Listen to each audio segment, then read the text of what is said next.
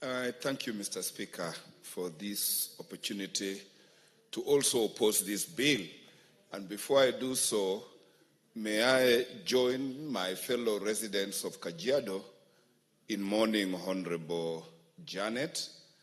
I live in Kajiado, where she once represented us, and I pray that the Almighty God does rest her soul in eternal peace. And coming back to this Senate bill, as a member of JLAC, Mr. Speaker, I had an experience engaging with the JLAC committee of the Senate, where as parliamentarians, we sought to have joint sittings and engage, and we are reaching legal minds in both JLAC, so that we come up with a piece of legislation that was to be progressive as the 2010 Constitution. Shock on me, the Senate JLAC stayed away, and we soldiered on and presented a masterpiece of a legislation, which upon presentation to them, they prescribed what we have today, which, to say the least, is ignominious. I propose that my colleagues join JLAC in rejecting those amendments in total, because they don't deserve to see the light of day.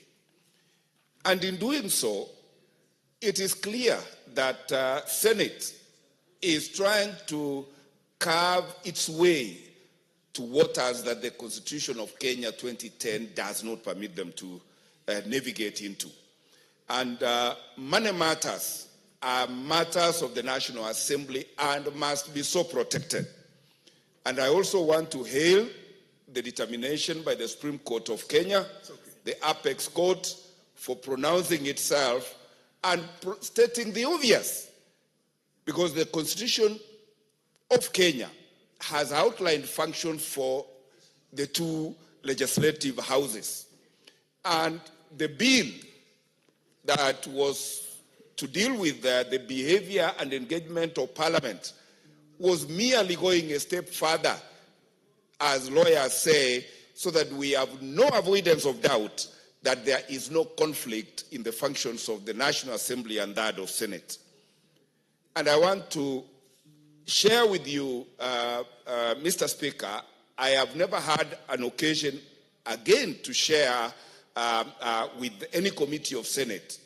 I just tried to attend a Senate committee sitting this afternoon that had invited my county, Nyamira County. And believe you me, Senate is presiding over the strangulation of Nyamira County. And that is their core business. When you hear that there is a county in this Kenya with 2 county assemblies, when you hear that there is a county in this country with 2 speakers, when you hear that there is a county in this country, clear illegalities, and Senate is sitting there struggling to be given legislative authority over money matters, it is a shame. And this Senate, I want to agree with my brother from Kajiado West, that this Senate is not the kind of Senate that our Constitution contemplated. We contemplated a Senate that would be hands-on to have our health facilities function. We contemplated a Senate that would ensure that early childhood education is provided with infrastructure, is provided with teachers, permanently paid and pensionable. We foresaw a Senate that would functionalize our agriculture sector so that we are food secure and become an exporting country.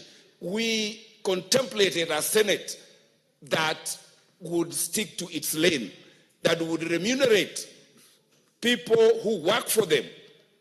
But we have a Senate where it is pilferage from January to January.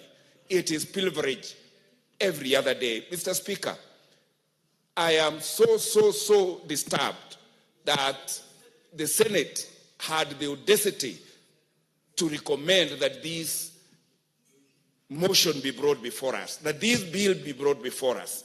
Let us put it where it belongs. Let us assert our legislative authority. Let us keep the Senate to their turf.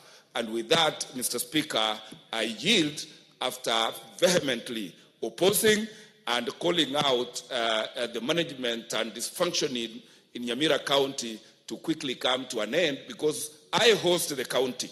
They are in my constituency. The theft is going on in my constituency. Let there be rule of law. I cannot stay in a constituency that has no lights when the county is collecting revenue but not paying bills to Kenya Power and Lighting. This shame must be brought to an end. And Governor Nyamira and other governors, please wake up. Senator Nyamira County and other senators, please functionalize our counties. We meant well for devolution. You have brought a shame to this republic.